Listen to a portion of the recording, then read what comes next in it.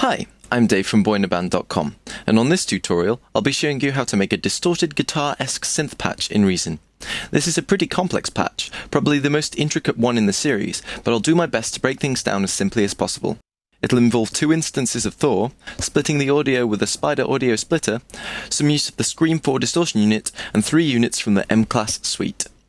Okay, let's begin. Let's take a listen to the loop that we've got here, and I'll solo out the synth effect we'll be making. That's going to be this one here. Okay, so we'll start by opening up the existing one,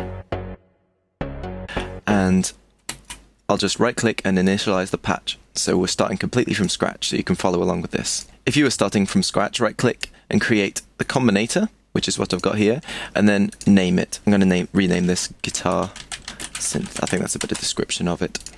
Now, first thing inside it, right click and create line 62 mixer. This is what we'll combine the 2 Thor instances together with. Next, right click and create the first Thor polysonic synthesizer and initialize it. Let's open it up and create an analog oscillator, which we've already got, and 2 multi-oscillators. All square waveforms, and send them through with the 2 and 3 buttons. Take the analog oscillator and the multi-oscillator down 2 octaves, and the other multi-oscillator down just 1 octave. And detune both multi-oscillators a little bit. This just thickens the sound up nicely. So let's take a listen to it so far. Okay, so this is the beginning of our effect. In the filter, take the frequency down a little bit, about to 1.3 kilohertz. The amount of high frequencies you let through will be part of what determines how much it sounds like a guitar. The more high frequencies, the more distorted and guitar-like it'll be. But the lower it is, the more pad-like and less overwhelming it'll be.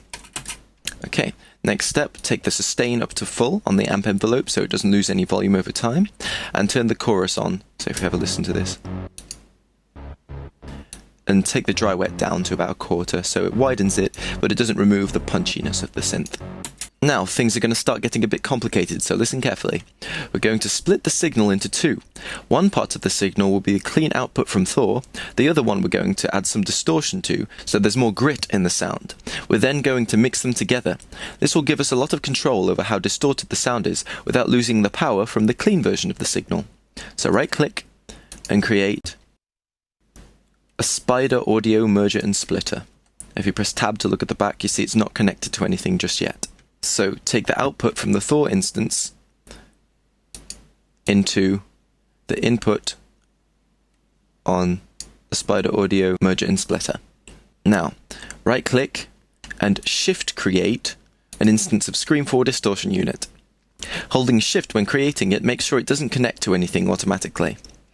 After that, right click and shift create a line mixer 62.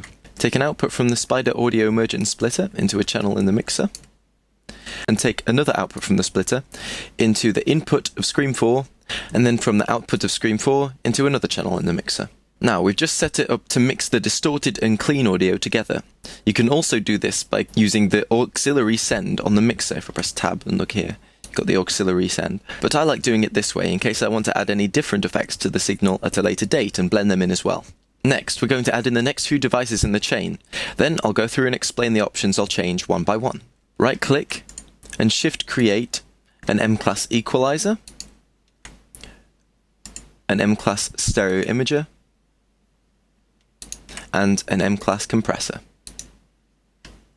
On the back, press tab to go to the back, and take the output from the mixer into the equalizer, from the equalizer to the input of the stereo imager, from the output of the stereo imager into the compressor, and then from the compressor, finally,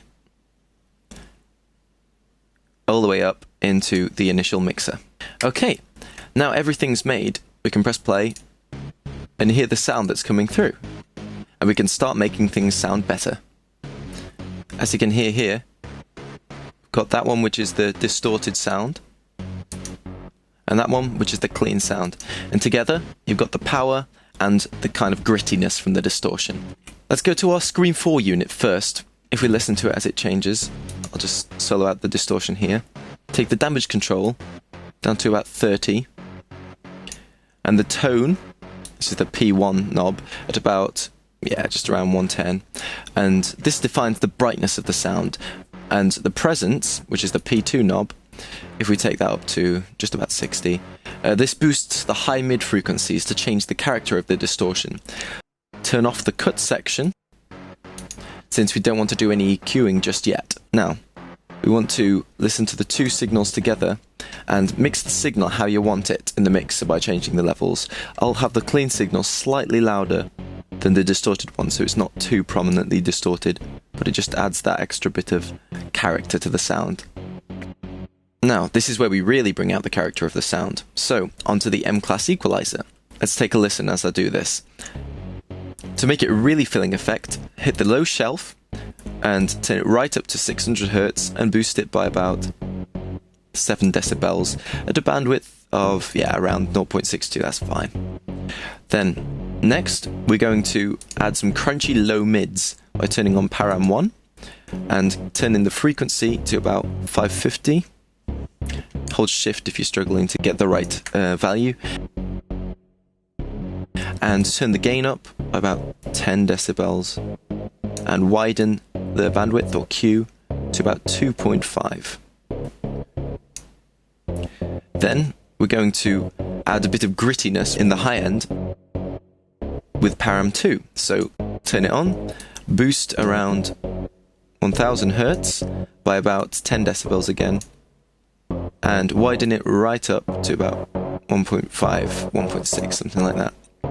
Let's see if we turn this up a little bit more. Yeah, that's pretty cool. So that's the character of the sound sorted. We'll use the stereo imager to widen the sound by turning the width up to full on both,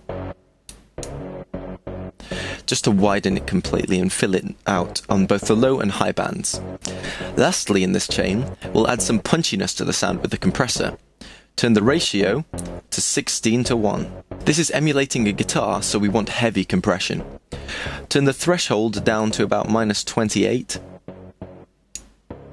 And the input gain right up to full. Slightly turn the attack up as well. I'll turn it up to about 60 milliseconds. What this is doing is 60 milliseconds, or 63 in this case. The attack defines that value. After the signal arrives into the compressor, it reduces the level of anything over the threshold of -28 decibels by what is defined in the ratio. Musically, this means it'll have a really punchy attack to the start of the sound, which is much louder than the tail of the sound. Okay, so that's the main part of the patch. I just want to add a bit more of an attack to the sound, so I'll add it with a new instance of Thor. Right-click the top mixer and create Thor Polysonic Synthesizer. Initialize it and open it up. We want 3 analog oscillators in a 3-octave spread. Turn them down 1 and 2 octaves respectively. Then run them through with the 2 and 3 buttons. Turn the amp envelope sustain up to full so it doesn't lose any volume over time, and the filter frequency down to about 250 Hz, right down there. Now, turn the env amount here, envelope amount, up to about 100 on the low pass filter. This will mean the filter envelope has a lot of control over the character of the sound. Now I'll just solo out this Thor instance and we can have a listen to it as we change this. In the filter envelope, take the decay right down to about 200 milliseconds.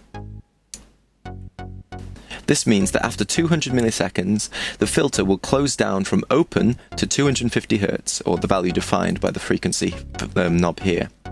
That gives that nice sharp attack.